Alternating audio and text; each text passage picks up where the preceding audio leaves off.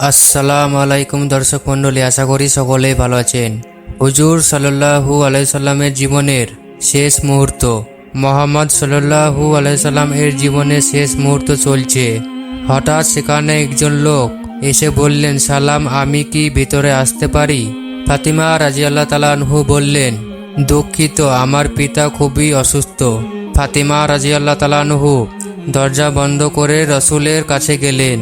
হুজুর সাল্লাল্লাহু আলাইহি সাল্লাম বললেন, কে সেই লোক? ফাতিমা রাদিয়াল্লাহু তাআলা আনহু বললেন, এই প্রথম আমি তাকে দেখছি, আমি তাকে চিনি না। অতঃপর হুজুর সাল্লাল্লাহু আলাইহি সাল্লাম বলল, শোনো ফাতিমা, সে হচ্ছে আমাদের এই ছোট জীবনের অবশ্যকারী ফেরেশতা আজরাইল। এটা শুনে ফাতিমার অবস্থা তখন ক্রান্ত নরদ বোবার মতো হয়ে গিয়েছে। রসুল সাল্লাল্লাহু আলাইহি সাল্লাম বললেন, হে জিবরাইল, আমার উম্মতের কি হবে? আমার উম্মতের নাজাতের কি হবে? জিবরাইল আলাইহিস সালাম বললেন, হে রাসূল, আপনি চিন্তা করবেন না, আল্লাহ ওয়াদা করেছেন আপনার উম্মতের নাজাতের জন্য। অতএব মৃত্যুর ফেরেশতা ধীরে ধীরে রাসূলের কাছে এলেন জান কবুজ করার জন্য।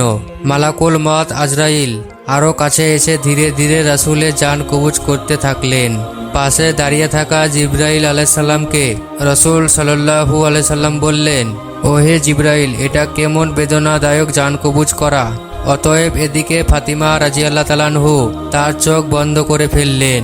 আলী রাদিয়াল্লাহু তাআলা আনহু তার দিকে উপর হয়ে বসলেন। অতএব জিবরাইল আলাইহিস সালাম তার মুখটা উল্টা দিকে ফিরিয়ে নিলেন। রসুল সাল্লাল্লাহু আলাইহি সাল্লাম বললেন, হে জিবরাইল, তুমি মুখটা উল্টা দিকে ঘোরালে কেন? আমার প্রতি কি তুমি বিরক্ত? জিবরাইল আলাইহিস সালাম বললেন, হে রসুল সাল্লাল্লাহু আলাইহি সাল্লাম, সাকারাতুল মওতের অবস্থায় আমি আপনাকে কিভাবে দেখে সহ করতে পারি? ভয়াবহ ব্যথায় রসুল ছোট্ট একটা গোগানি দিলেন।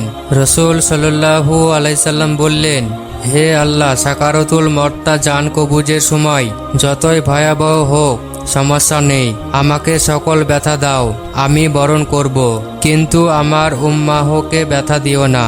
রসুলের শরীরটা ধীরে ধীরে ঠান্ডা হয়ে আসতে লাগলো। তার পা বুক কিছুই নড়ছে না।